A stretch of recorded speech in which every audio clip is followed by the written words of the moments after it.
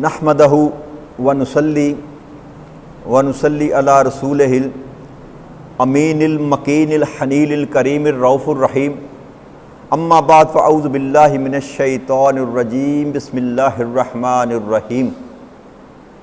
واجب الاحترام ساتھیو، اللہ تعالیٰ کا بے پناہ لطف و کرم اور اس کا احسان عظیم ہے کہ جس کی توفیق سے ہم اس کے ذکر کے لیے اس کے گھر میں جمع ہیں۔ بحمد اللہ تعالیٰ ہم سورہ البقرہ کی آیت نمبر 83 پر جو 10 کمانڈمنٹس 10 احکامات بنی اسرائیل کو اللہ کریم نے عطا کیے تھے موسیٰ علیہ السلام پر، اس پر گفتگو کر رہے ہیں۔ اور اللہ کی توفیق سے ہم نے تعبدون الی اللہ وبالوالدین احسانا وذی القربی والیتامی والمساکین، یہاں تک ہم نے ممکنہ حد تک بات کی تھی، گفتگو کی تھی۔ تو والمساکین سے بات اپنی شروع کرتے ہیں کہ یتامہ تک تو ہم نے بات کر لی تھی کہ آقا کریم صلی اللہ علیہ وسلم نے فرمایا کہ جو یتیم کی کفالت کرتا ہے وہ قیامت کے روز جنت میں میرے ساتھ ایسے ہوگا جیسے یہ 2 انگلیاں ہیں، وہ چاہے رشتہ دار ہو یا نہ رشتہ دار ہو، خونی ہو یا جو یتیم کی کفالت کرتا ہے۔ بلکہ ایک اور حدیث مبارک ہے، آقا کریم صلی اللہ علیہ وسلم سے ایک صحابی نے فرمایا کہ یا رسول اللہ وسلم میرا دل بڑا سخت ہے، میرا دل بڑا سخت ہے۔ تو آپ نے فرمایا یتیم کے ہاتھ پر سر پھیرا کر، یتیم کے ہاتھ پر شفقت کا ہاتھ پھیرا کر سر پر، اور جتنے تیرے ہاتھ کے نیچے اس کے بال آئیں گے نا، اللہ کریم اتنی تجھے نیکیاں عطا کرے۔ یتیم کی کفالت اتنا بڑا اجر ہے، یاد رکھیے، یتیم کی کفالت اتنا بڑا اجر ہے۔ تو آگے اللہ کریم نے ارشاد فرمایا تھا والمساکین، اور مسکینوں کے ساتھ بھی حسن سلوک کرو۔ تو قرآن کریم میں 2 لفظ آتے ہیں، فقیر لفظ بھی آتا ہے اور مسکین لفظ بھی آتا ہے۔ کئی آیات میں اللہ کریم نے کہا کہ صدقہ و خیرات فقیروں پر بھی خرچ کرو اور مسکینوں پر بھی خرچ کرو۔ تو فقیر اور مسکین کا فرق تھوڑا سا معلوم کر لیں کہ فقیر کس کو کہتے ہیں اور مسکین کس کو کہتے ہیں دونوں ہی حاجت مند ہیں، دونوں ہی حاجت مند، ضرورت مند ہوتے ہیں۔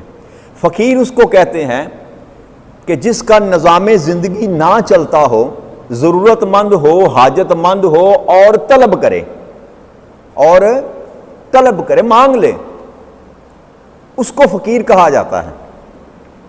اور مسکین وہ شخص ہوتا ہے کہ ہوتا وہ بھی حاجت مند ہے، ضرورت مند ہے، گزارا اس کا بھی نہیں ہوتا، لیکن وہ مانگتا نہیں ہے۔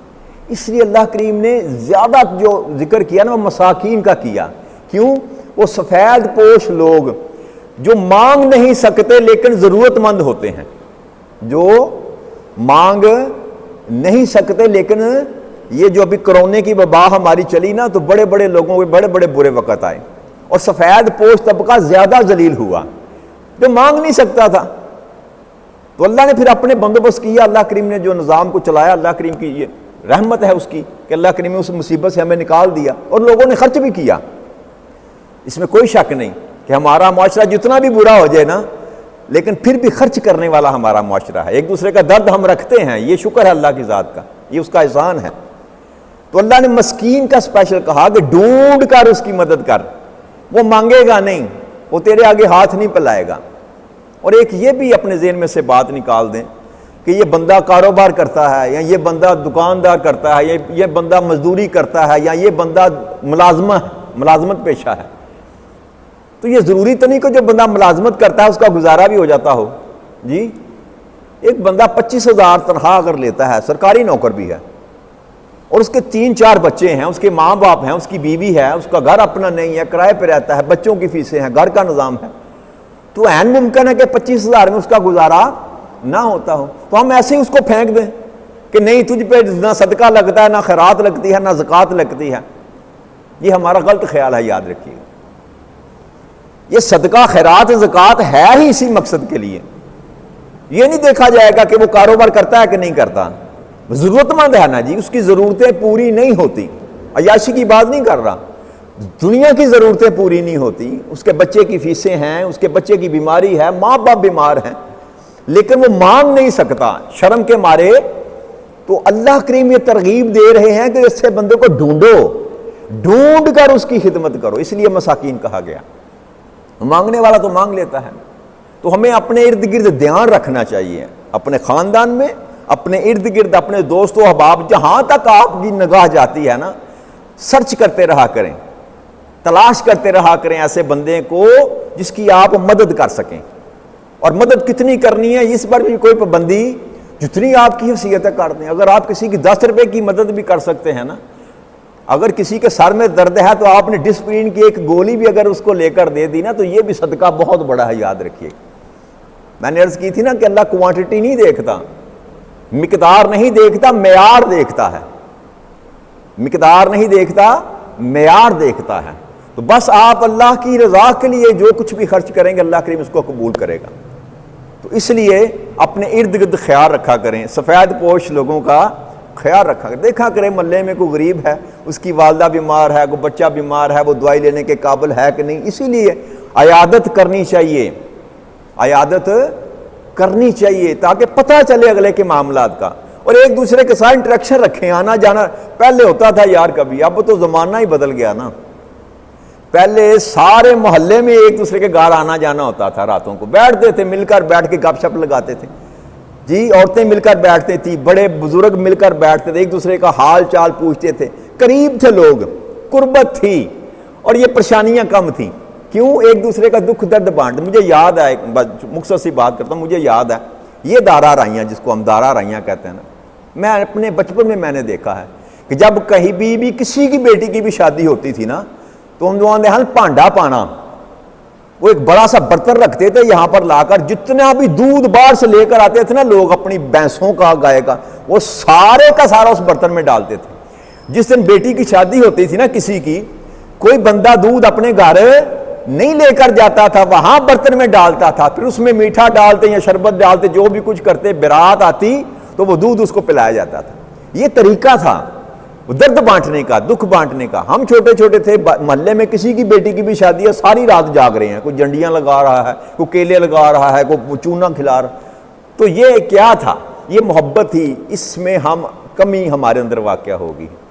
تو جوڑ کے رکھیں اپنے آپ۔ آقا کریم صلی اللہ علیہ وسلم فرمایا مسلمان اور مسلمان کی مثال ایسے ہے جیسے دیوار کی اینٹیں ہوتی ہیں، ایک کے ساتھ ایک جڑی ہوئی اور ایک دوسرے کو مضبوط کرتے ہیں۔ پھر آقا نے ایسے ہاتھ میں ہاتھ ملا کر مثال دی کہ مسلمان کی مثال ایسے ہے جیسے انگلیوں میں، تو اپنے فاصلے کم کریں، اپنے فاصلے، کوئی بھی رشتہ نہ ہو میرا آپ کا، میری برادری نہیں ہے، میری نسل نہیں ہے، میرا محلہ نہیں ہے، میرا شہر نہیں ہے، میرا ملک نہیں ہے، یار مجھے تو آپ کو کلمے نے جوڑ دیا نا۔ آپ بھی کہتے ہیں لا الہ الا اللہ محمد رسول اللہ، میں بھی کہتا ہوں لا الہ الا اللہ محمد رسول اللہ، تو یہ سب سے بڑا رشتہ جو ہے نا ہمارا، وہ کلمے کا رشتہ ہے۔ تو اپنے آپ کو قریب کریں، ایک دوسرے کا خیال رکھا کریں، تو اللہ کریم ہمیں توفیق عطا فرمائے۔ تو اللہ نے فرمایا کہ مسکین کا پر بھی احسان کرو، کہ جو ضرورت مند ہے لیکن مانگتا نہیں ہے۔ آقا کریم صلی اللہ علیہ وسلم، حضرت ابو ہریرہ کی روایت ہے، آقا نے فرمایا کہ بیوہ عورت اور مسکین کے لیے جو بندہ کوشش کرتا ہے نا، وہ ایسے ہی ہے جیسے خدا کے رستے میں جہاد کرنے والا ہے، خدا کے رستے میں جہاد کرنے والا ہے، اور جو قیام کرتے ہوئے تھکتا نہیں ہے، اس بندے کی مثال ایسی ہے جیسے ساری رات قیام کرنے والا ہو اور اللہ کی راہ میں جہاد کرنے والا ہو، اور ایسا روزے دار ہو جو کبھی افطار نہیں کرتا۔ کیا؟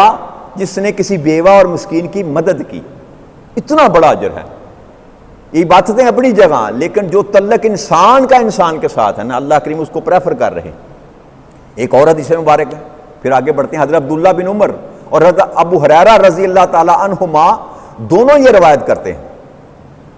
آپ فرماتے ہیں کہ نبی اکرم صلی اللہ علیہ وسلم نے فرمایا کہ جو شخص اپنے مسلمان بھائی کے کام کے سلسلے میں چل پڑا، کسی بھی اس کی حاجت پوری کرنے کے لیے اس کے کام کے لیے نکل پڑا، اور حتیٰ کہ اس نے پورا کر دیا، تو اللہ اس پر 5000، اور ایک روایت میں آتا ہے کہ 75,000 فرشتوں کو اس کا سایہ فرما دیتا اس پر۔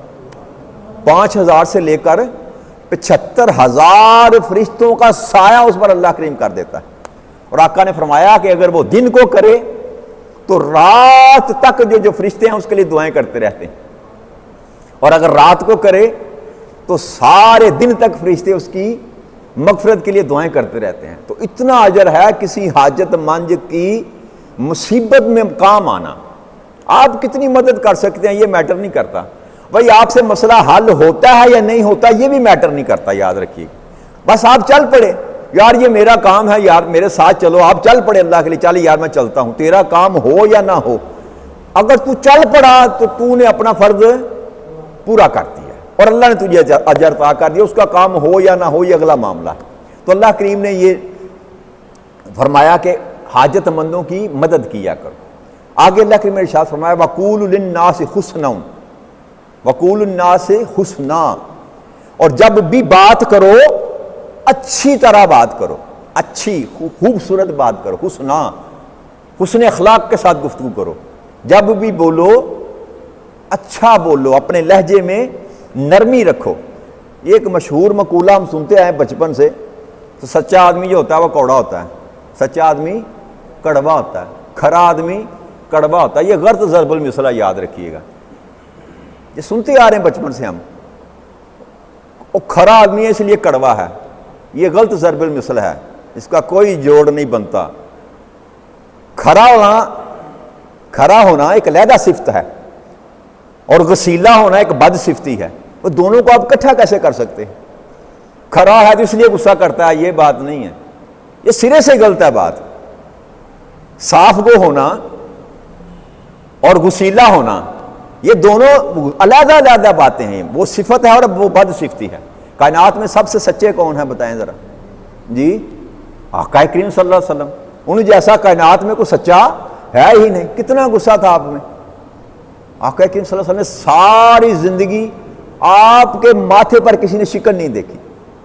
حضرت انس بن مالک رضی اللہ تعالیٰ چھوٹے بچے تھے اور آپ کے والدین نے نبی اکرم صلی اللہ علیہ وسلم کی خدمت کے لیے آپ کے پاس چھوڑ دیا کہ آپ خدمت کیا کریں نبی اکرم صلی اللہ علیہ وسلم کی. حضرت انس بن مالک رضی اللہ تعالیٰ.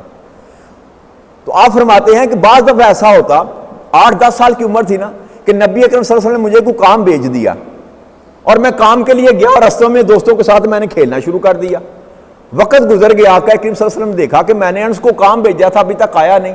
آپ خود نکلے, جا کر وہ کام کیا اور واپس آ گئے. اور جب انس بن مالک کہتے ہیں مجھے یاد آئے, میں پلٹ کر جب بھاگا تو جب دیکھا کہ آقا کریم صلی اللہ علیہ وسلم اپنا کام مکمل کر کے آ چکے تھے.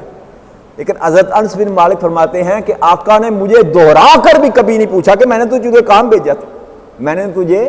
غصہ ہونا تو بڑی دور کی بات ہے نا. اس لیے یہ بات چھوڑ دیں کہ کھرا آدمی ہے تو غصے والا ہے. غصہ کرنا بد صفتی ہے اور غصہ شیطان کا جو ہتھیار ہے, یاد رکھیے گا.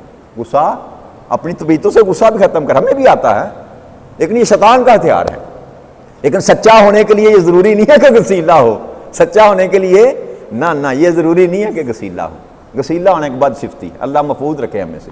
تو اللہ نے فرمایا کہ جب بھی بات کرو نا اچھی بات کرو, اچھی. ام المومنین حضرت عائشہ صدیقہ رضی اللہ تعالیٰ فرماتی ہیں کہ میں نے حضور نبی اکرم صلی اللہ علیہ وسلم کو فرماتے ہوئے سنا. ام المومنین رضی اللہ تعالیٰ عنہ فرماتی ہیں کہ میں نے آقا کریم صلی اللہ علیہ وسلم کو فرماتے ہوئے سنا کہ یقیناً مومن حسن اخلاق کے ذریعے دن کو روزہ رکھنے والے اور رات کو قیام کرنے والے کا درجہ رکھتا ہے. یعنی کہ جو بندہ محض خوش اخلاقی سے بولا گویا وہ ویسے ہے جیسے دن کو روزہ رکھنے والا ہے اور رات کو قیام کرنے والا ہے. جاتا انسان کا کچھ نہیں. آقا کریم صلی اللہ علیہ وسلم فرمایا کہ ہنس کر بولنا کسی سے, سمائل کرنا جس کو کہتے ہیں مسکرانا. بھائی تو میرے سامنے آ گیا, میرا بھائی ہے, میرا دوست ہے, میں نے سمائل کر کے آپ سے بات کی. آقا نے فرمایا یہ بھی صدقہ ہے. یہ بھی کیا خرچ ہوا اس میں؟ کچھ نہیں ہوا. بھائی ضرورت مند کو آپ کے پاس آ گیا, کسی نے کسی کو 10 کی 20 کی 50 کی 100 کی ضرورت ہے, آپ اس کی ضرورت پوری نہیں کر سکتے جی, لیکن حکم کیا ہے کہ نہیں کر سکتے تو کوئی بات نہیں, کم از کم اس کا دل جو ہے نا اس کو تو ہلکا کرنا. بات اچھے طریقے سے کر, یار میرے پاس نہیں ہے, یار تو میرا بھائی یا دوست, اگر ہوتا تو میں ضرور تیری مدد کرتا, یار میں تیرے لیے دعا کرتا ہوں تو اللہ تیرے لیے آسانیاں پیدا کرے. تو جب آپ کسی مشکل وقت میں کسی مشکل والے بندے کے ساتھ اچھی گفتگو بھی کریں گے نا تو آدھی مصیبت اس کی ختم ہو جاتی ہے, ڈھارس بند جاتی ہے بندے کی. اور ہمارا تو عجیب معاملہ ہے, ہم تو دوست ملتے ہیں تو کہاں سے شروع کرتے ہیں, میں تو وہ الفاظ ادا نہیں کر سکتا جی. کہاں سے شروع کرتے ہیں؟ تیری بہن دی تو تیری ماں دی، آگے میں نہیں جا سکتا، اللہ مجھے معاف کرے۔ تو یہ کہاں سے ہم نے سیکھا؟ بھائی حکم تو یہ ہے کہ جب مسلمان کے سامنے آئے تو کیا کہے؟ السلام علیکم ورحمۃ اللہ۔ کیا کہے؟ السلام علیکم۔ یہ مسلمان کی شان ہے اور یہ حق ہے مسلمان کا مسلمان پر۔ وہ جو 6 حق اللہ کریم نے آقا نے گنوائے نا، اس میں سے پہلا حق یہ ہے کہ جب مسلمان کے سامنے آئے تو کیا کہے؟ السلام علیکم ورحمۃ اللہ۔ اور جواب دینے والا ویسا ہی جواب نہ دے، بڑھ کر جواب دے، وہ کہے وعلیکم السلام ورحمۃ اللہ وبرکاتہ۔ آقا نے حکم دیا کہ اگر وہ تم پر سلام بھیجتا ہے تو تو اس پر ساتھ برکتیں بھی نازل کر، اللہ کی طرف سے بڑھ کر جواب دے۔ تو اس کے لیے یہ بھی ضروری نہیں ہے کہ آپ جانتے ہیں کہ نہیں جانتے، یہ عادت بنا لیں، یہ مبارک عادت ہے، یاد رکھیے گا، اس سے نفرتیں دور ہوتی ہیں، محبت میں اضافہ ہوتا ہے۔ آپ بازار میں جائیں نا، کسی پر جس کو آپ نہیں جانتے، ریڑھی والا ہے، سبزی والا ہے، فروٹ والا ہے، کوئی بھی ہے، گزرتے السلام علیکم جی، دوسرے دن بھی السلام علیکم، تیسرے دن بھی السلام علیکم، 5-7 دن جب سلام کرتے چلے جائیں گے تو آپ کا تعلق بنتا چلا جائے گا آپ کا۔ اسی لیے السلام علیکم کہنے کا حکم دیا کہ یہ کدورتوں کو ختم کرتا ہے، بھی اللہ تم پر سلامتی کرے، السلام علیکم ورحمۃ اللہ، اللہ تم پر سلامتی کرے، اللہ تم پر رحمت کرے، یہ دعا ہے۔ تو کس لیے فرمایا وَقُولُوا لِلنَّاسِ حُسْنًا، کہ یہ پہلا آغاز یہاں سے ہے کہ جب تو سامنا تیرا ہو تو بات آغاز جب تو السلام علیکم سے کرے گا تو پھر اس کے بعد باقی کچھ بچتا نہیں ہے، پھر غصہ کس بات کا تو لڑائی کس بات کی۔ اور دین کی تبلیغ کرتے ہوئے یہ یاد رکھیں کہ جب دین کی تبلیغ کریں تو اچھے لہجے سے کریں۔ جو ہمارے اللہ ماشاءاللہ کچھ ہیں ہمارے ماشاءاللہ خطیب حضرات بھی، جو بس لڑائی اور غصہ اور بس جھگڑا اور فتنہ فساد اور فتوے، اس سے کبھی دین نہیں پھیلا، یاد رکھیے گا۔ نبی اکرم صلی اللہ علیہ وسلم کا اسوہ جو ہے نا، اسوہ حسنہ، آقا کریم صلی اللہ علیہ وسلم کی 40 سالہ زندگی بعثت سے پہلے اور 23 سالہ زندگی بعثت کے بعد، 63 سالہ عمر میں مبارک نبی اکرم صلی اللہ علیہ وسلم، وہ پوری کی پوری زندگی جو ہے نا ہمارے لیے نقشہ ہے۔ اس زندگی کو پڑھیں، سیرت رسول کا مطالعہ کیا کریں، آقا کریم صلی اللہ علیہ وسلم کا بچپن کیسے گزرا، لڑکپن کیسے گزرا، جوانی کیسے گزاری، شادی کے بعد اپنی زندگی کیسی گزاری، نبوت کے بعد اپنی زندگی گزاری کیسے، بچوں سے کیسے ملتے تھے، بڑوں سے کیا سلوک کرتے تھے، اپنی ازواج کے ساتھ کیسا رویہ تھا، اپنے رشتہ داروں کے ساتھ کیسا سلوک تھا، دشمنوں سے کیسا رویہ تھا۔ آپ سیرت رسول کو صلی اللہ علیہ وسلم کو پڑھیں گے نا تو خدا کی عزت کی قسم آپ کی زندگیوں کی الائنمنٹ ہو جائے گی، سیدھی ہو جائیں گی آپ کی زندگی، آپ کو پتہ چل جائے گا زندگی گزاری کیسے جاتی ہے۔ خالی داڑھی رکھنے سے کچھ نہیں ملتا، ٹوپی داڑھی مصلہ تسبیح پکڑ لی، اگر آپ نے آقا کریم صلی اللہ علیہ وسلم کی تقلید نہیں نہ کی، آپ ان کے رستے پر نہیں نہ چلے، ویسے بننے کی کوشش نہیں کی۔ سنت کس کو کہتے ہیں؟ جو آقا نے کیا اس کو کرنا جی، فقط داڑھی رکھ لینا سنت ہے، اسی کو سنت نہ سمجھے کہ میں نے سنت رسول رکھ لیا، باقی اور بھی سنتے ہیں جی۔ تو سارے کا سارا جو اسوہ ہے نا آقا کریم صلی اللہ علیہ وسلم کا، اس کو پڑھیں، سیرت رسول کو پڑھا کریں، بچوں کو بھی پڑھایا کریں، بیٹھ کے کہانیاں سنایا کریں۔ پہلے سنتے تھے سناتے تھے، اب تو رواج ہی نہیں رہا، کتابوں میں سے نکال دی گئیں، نصاب میں سے نکال دی گئیں، اب نصاب میں پڑھا کرتے تھے۔ سچا رسول صلی اللہ علیہ وسلم عنوان ہوا کرتے تھے، غار کا پتھر، اس طرح کی کہانیاں، مجھے ابھی کچھ عنوانات یاد ہیں، تو وہ بتایا جاتا تھا۔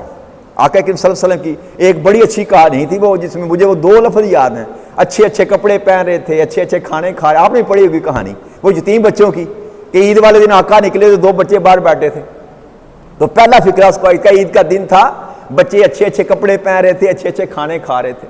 آقا کریم صلی اللہ علیہ وسلم کی وہ کہانی تھی بچوں سے محبت کی، کہ وہ بچے یتیم تھے، ان کے پاس کچھ نہ تھا، تو آپ نے ان کے کھانے پینے کا اور عید کے کپڑے کا بندوبست کیا، اس کے بعد نماز پڑھنے کے لیے گئے۔ یہ تھا میرے کریم آقا کا جو تھا نا تصور زندگی، تصور خدمت، کہ ان کا پہلے کپڑوں کا بندوبست کیا، یتیم بچوں کا کھانے کے لیے کچھ دیا، اس کے بعد نماز پڑھنے کے لیے گئے۔ تو ہم کہاں پھرتے ہیں؟ ہم بس مسلے اور لوٹے کے پیچھے ہی بھاگ رہے ہیں، خلق کی خدمت کرنے کا تصور ہم نے آقا سے لیا ہی نہیں۔ تو اللہ کہہ رہا ہے کہ یہ ساری کی ساری جو عبادت ہے نا، آقا کریم صلی اللہ علیہ وسلم کی ایک حدیث مبارک اور ہے، آپ نے فرمایا کہ دین کے 10 جز ہیں، دین کے 10 جز ہیں، ایک جز جو ہے وہ حقوق اللہ ہے، ایک جز، ایک حصہ حقوق اللہ پر محیط ہے اور 9 حصے حقوق العباد پر محیط ہے۔ اب بتائیں آپ کون سا اسلام پسند کرتے ہیں جی؟ جس کے 9 حصے ہیں ہی تیرے اور میری ذات کے متعلق، اس کو چھوڑ کر آپ صرف منکے پر ہاتھ پھیرنے کو اگر دین سمجھ لیں تو آپ کے سمجھنے میں غلطی ہے۔ آقا نے تو کھول کر، قرآن نے کھول کر بیان فرما دیا۔ تو اس لیے حاجت مندی جو ہے نا، حاجت مندی اس کو دور کرنا بھی بڑا اچھا ہے، اور اچھی بات کرنا، وقول الناس حسنا، اچھی بات کرنا۔ پھر اللہ نے فرمایا وقیم الصلاۃ، اور پھر حکم فرمایا کہ نماز پڑھا کرو، نماز قائم کیا کرو، وآتوا الزکوٰۃ، اور زکوٰۃ ادا کیا کرو۔ ثم تولیتم الا قلیل منکم وانتم معرضون، اور پھر تم سوائے چند لوگوں کے سارے پھر گئے۔ یعنی کہ اقرار وعدہ کرنے کے بعد اللہ کہتا ہے میں نے تم سے وعدہ لیا تھا، اور وعدہ کرنے کے بعد سوائے چند لوگوں کے سارے روگرداں ہو گئے، پھر گئے، اور تم تھے ہی گریز کرنے والے، تم تھے ہی گریز کرنے والے۔ آگے اللہ کریم ارشاد فرماتے ہیں آیت نمبر 84 میں وَإِذْ أَخَذْنَا مِيثَاقَكُمْ لَا تَسْفِكُونَ دِمَاءَكُمْ وَلَا تُخْرِجُونَ أَنفُسَكُمْ مِنْ دِيَارِكُمْ ثُمَّ أَقْرَرْتُمْ وَأَنْتُمْ تَشْهَدُونَ۔ یہ 9واں اور 10واں عہد جو اللہ کریم نے لیا، اور پھر جب ہم نے تم سے یہ پختہ عہد بھی لیا تھا کہ آپس میں ایک دوسرے کا خون نہیں بہاؤ گے،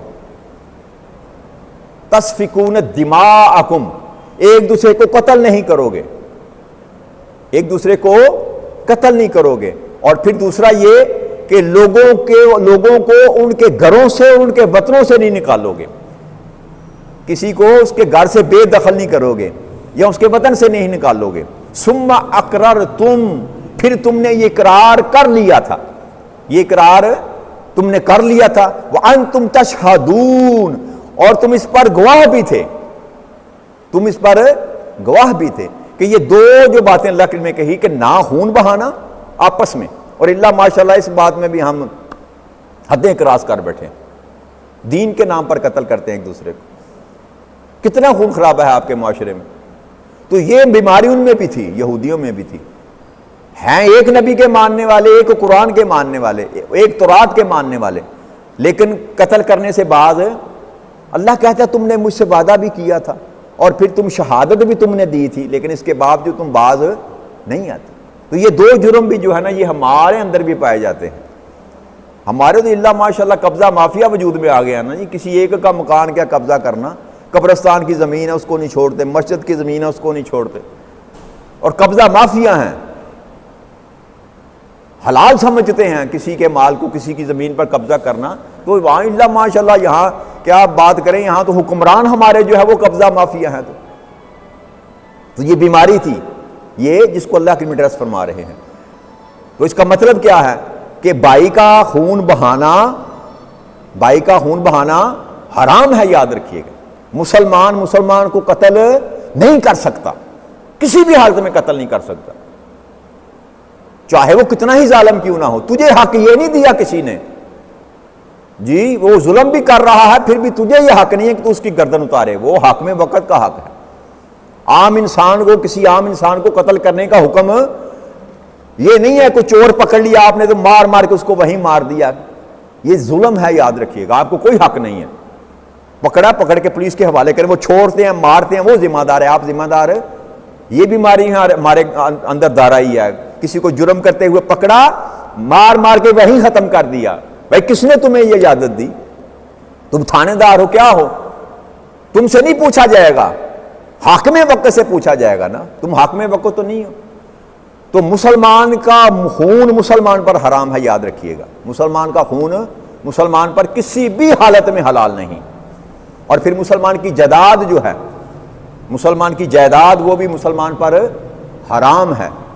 اسی طرح مسلمان کی عزت مسلمان پر حرام ہے۔ عزت میں بیٹی بھی آتی ہے، بہن بھی آتی ہے، بیوی بھی آتی ہے، جو بھی عزت ہے انسان۔ تو اللہ کریم ہمیں ان سب چیزوں پر عمل کرنے کی ہمیں توفیق عطا فرما دے، تاکہ ہمیں دین کی سمجھ تو آ جائے نا کہ دین ہے کیا۔ نگاہیں نیچی رکھا کریں، ایک نظر کسی پہ پڑ جائے نا، بہن پر، بیٹی پر، ماں پر، تو کوئی حرج نہیں، نظر پڑ جاتی ہے، اس کے بعد نگاہیں جھکا لیں۔ اللہ اور اللہ کے رسول کا منشا یہ ہے، کیوں کہ تجھ پر حرام کیا گیا اس کو۔ سوائے اس کے جو تیرے نکاح میں آ جائے. باقی کسی غیر محرم عورت کو دیکھنا بھی جو ہے نا یہ آنکھوں کا زنا ہے میرے بھائی. یہ کیا ہے؟ آنکھوں کا زنا ہے. اس سے بھی پرہیز کریں. تو اللہ کریم ہمیں جتنی حرمتیں اللہ کریم نے بیان فرمائی ہیں، آگے مضمون چلتا جائے گا تو کھلتا چلا جائے گا اور آپ کو سمجھ آ جائے گی انشاءاللہ تعالی کہ زندگی میں آسانیاں انشاءاللہ پیدا ہوں گی جب آپ کو سمجھ آئے گی کہ مجھے کرنا کیا اور کیا نہیں کرنا. ہمارے بیٹھنے کا مقصد بھی یہ ہے. اللہ کریم ہمیں صرف پڑھنا اور سننا نہیں، اس پر عمل کرنے کی ہمیں توفیق عطا فرمائے. وما علینا الا البلاغ المبین. والسلام علیکم ورحمۃ اللہ وبرکاتہ.